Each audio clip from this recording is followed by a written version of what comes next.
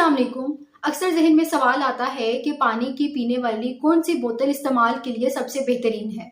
पानी की बोतल खरीदते वक्त 3 चीजों को आपने जहन में रखना है। पहला है कि बोतल के मटेरियल से कोई केमिकल रिलीज होकर पानी में जा रहा है या नहीं। दूसरा है पानी का जायका तब्दील हो रहा है या इसमें स्मेल आ रही है। और तीसरा है कि बोतल में जरासीम रहेंगे या नहीं। प्लास्टिक के साथ मसला ये है कि ये आपके पानी में केमिकल्स डाल सकता है।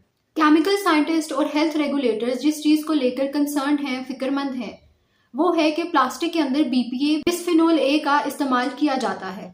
बिस्फेनोल ए एक केमिकल है जो हमारे अंदर हार्मोन एस्ट्रोजन की नकल करता है और इंसानों में हार्मोन की रुकावटों का डिस्टर्बेंस का सबब बन सकता है।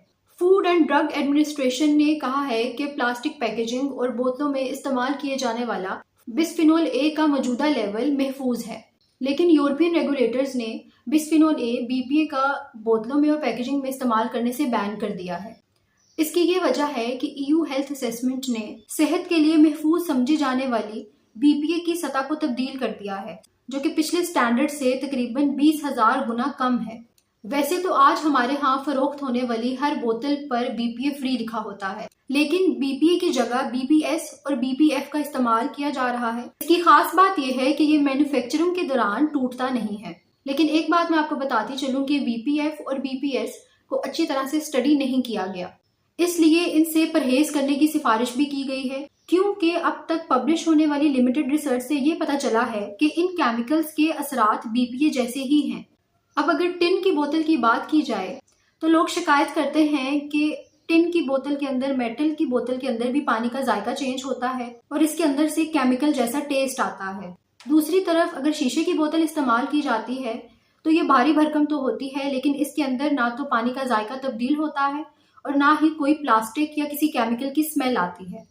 अगर आपको प्लास्टिक की बोतल से स्मेल आती है तो इसका यही मतलब है कि प्लास्टिक की बोतल के अंदर से वोलेटाइल कंपाउंड्स निकल रहे हैं जो कि बदकिस्मती से पानी के अंदर जाते हैं।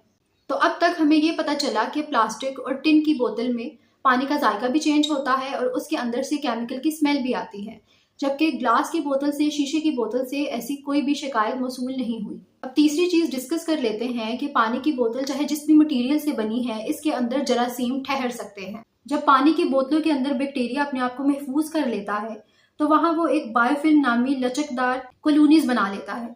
ये बायोफिल्म्स प्लास्टिक, टिन और शीशे की बोतलों पर चिपक जाती हैं और इनका ये काम होता है कि बाहर से कोई भी केमिकल जब बैक्टीरिया पर अटैक करता है तो वो बैक्टीरिया को हिफाजत करती हैं।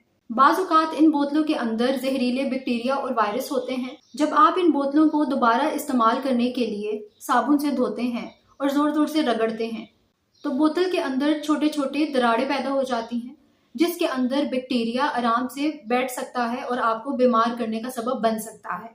इसलिए बीमारी से बचने के जब भी आपने इसे साबुन से धोना है तो मशवरा यही है कि आप इसे खुरचे मत, आप इसे आराम आराम से धोएं, वरना वक्त के साथ साथ ये क्रेविसेस, ये खरोचे अंदर ज्यादा बढ़ जाती हैं, जिसकी वजह से बायोफिल्म्स के ज्यादा बनने का इम्कान होता है। मुख्तसर यही है कि प्लास्टिक और टिन की बोतलों के अंदर पानी का जायका भी बदलता है और साथ ही साथ पानी के अंदर केमिकल्स भी जाते हैं, जबकि शीशे की बोतल, ग्लास की बोतल क्योंकि नेचुरल प्रोडक्ट से बनी होती है, इसलिए इसके अंदर ना तो पानी का जायका चेंज होता है और ना ही पानी के अंदर कोई केमिकल जाता है। उसके बाद आपने जब भी अपनी पानी की बोतल को धोना है तो आराम से साबुन से धोना है, अंदर रगड़े नहीं लगानी ताकि अंदर कोई बैक्टीरिया रिजाइड ना करे। उम्मीद करती हूँ आज आपको हमारी वीडियो पसंद आई होगी। अपना ख्याल रखिएगा। अल्लाह हाफिज।